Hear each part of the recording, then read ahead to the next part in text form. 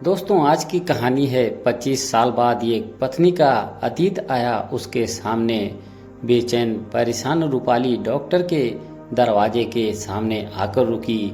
जैसे ही रूपाली की नज़र डॉक्टर के नाम पर गई, वो अचानक चौंक सी गई।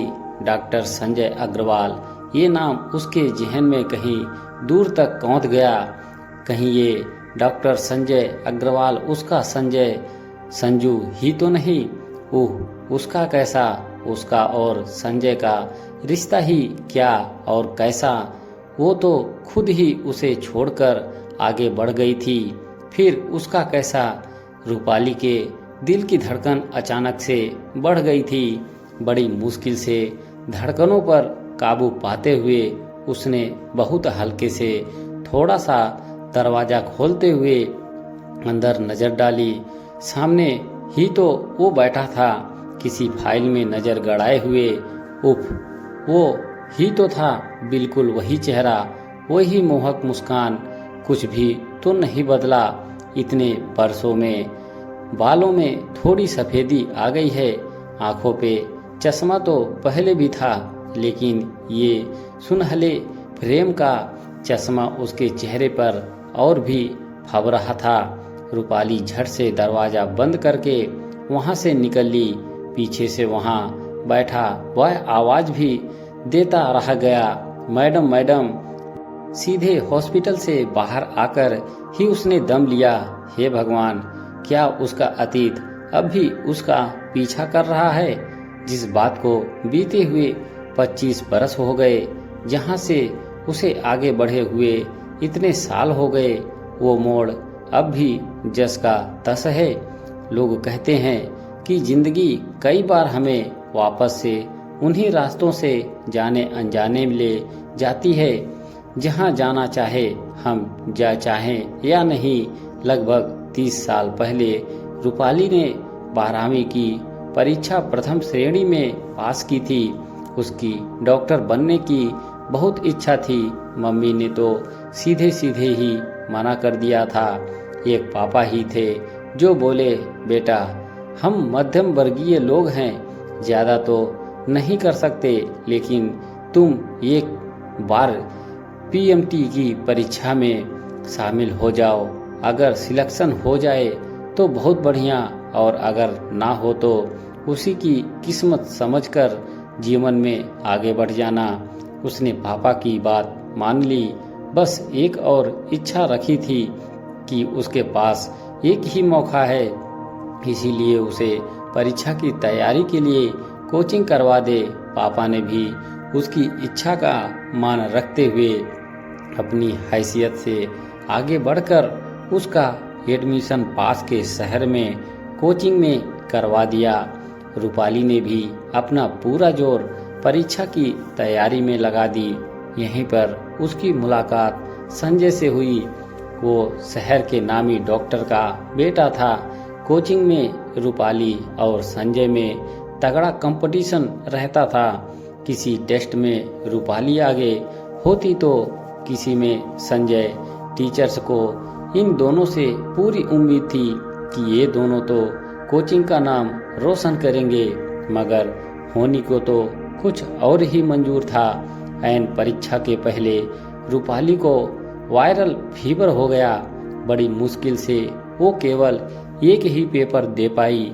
बाकी के पेपर्स बुखार की वजह से दे नहीं पाई। इस तरह रूपाली मिश्रा अपनी जंग बिना लड़े ही हार गई। पापा के से सिर्फ एक मौके की इजाजत मिली थी, सो कुछ कहने को बाकी ना रहा। इसी को किस्मत मानकर जिंदगी में आगे बढ़ चली। बीएससी में एडमिशन ले लिया।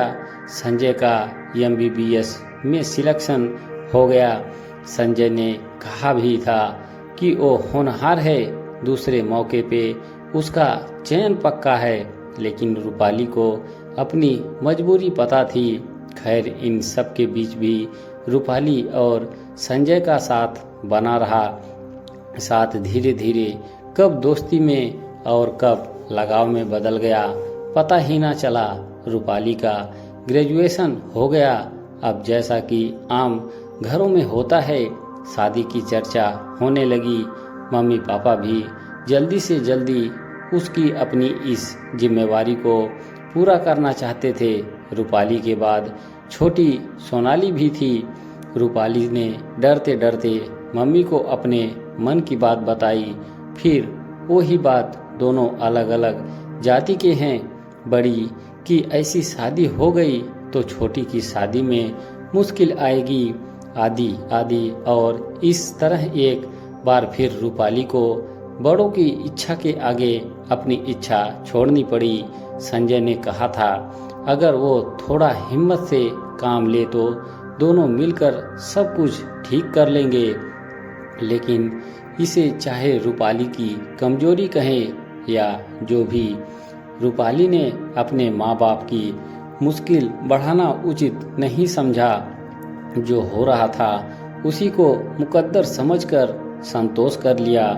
उस दिन के बाद संजय से कोई संपर्क ना रहा। शादी हो गई। रूपाली अपने घर संसार में व्यस्त हो गई। समय का पहिया तो अपनी रफ्तार से चलता रहता है। सब सही चल रहा था कि रूपाली के पति राजेश को अचानक कैंसर का पता चला। पहले तो वहीं उनके शहर में इलाज हुआ, फिर किसी ने मुंबई जाने की सलाह दी। पति को दिखाने से पहले वो आज उनकी रिपोर्ट लेकर डॉक्टर से मिलने आई थी। संजय को यहाँ देखकर वो उल्टे पांव लौट गई। रूपाली सोच में पड़ गई, हे भगवान, ये कैसी परीक्षा है। यहाँ डॉक्टर के रूप में संजय को भेज दिया। संजय ने कहीं इलाज करने से मना कर दिया या कहीं कोई गलत इलाज कर दिया तो वो बड़े पसोपोस में थी कि क्या करें। खैर दूसरे दिन वो फिर हिम्मत करके डॉक्टर के पास पहुंची। संजय ने भी उसे देखते ही पहचान तो लिया, लेकिन एकदम से कैसे नाम ले तो उसने पूछा, कहीं आप गोरखपुर के पास देवरिया से तो नहीं। रूपाली ने हाँ कहते ही वो उठ खड़ा हुआ, बोला, रूपाली तुम यहाँ कैसे, किसे लेकर आई हो, आदि आदि। रूपाली ने उसे सारी बातें बताई। संजय ध्यान से सारी रिपोर्ट आदि देखता रहा। देखकर बोला, अब तुम्हें परेशान होने की जरूरत नहीं, तुम बिल्कुल सही समय से आई हो, अब सब ठीक हो जाएगा। राजेश का अच्छे से इलाज होगा। संजय ने खुद अपनी तरफ से कोशिश करके राजेश के ऑपरेशन की डेट जितना जल्दी हो सकता था उतनी जल्दी कर ली। आज राजेश का ऑपरेशन होना था। उसे ऑपरेशन रूम में ले जा रहे थे। रूपाली बाहर थी। संजय के नजरों में दृढ़ निर्णय था रूपाली के पति को बीमारी से बचा लाने का। रूपाली सोच रही थी, संजय तेरे मेरे दरमियान शायद इश्क ना भी रहा हो, लेकिन कुछ तो था और मुझे पक्का यकीन है कि तुम ही हो जो मेरे पति को इस मुश्किल से बाहर निकाल लाओगे। Thank you Sanjay, thank you. दोस्तों, यही था एक पत्नी के अतीत की अनोखी कहानी। दोस्तों, कहानी पसंद आई हो तो एक लाइक जरूर करें और अपनी अपनी राय कमेंट बॉक्स में जरूर लिखते रहें। दोस्तों, हमारे चैनल से जुड़े रहने के लिए आप सभी का धन्यवाद।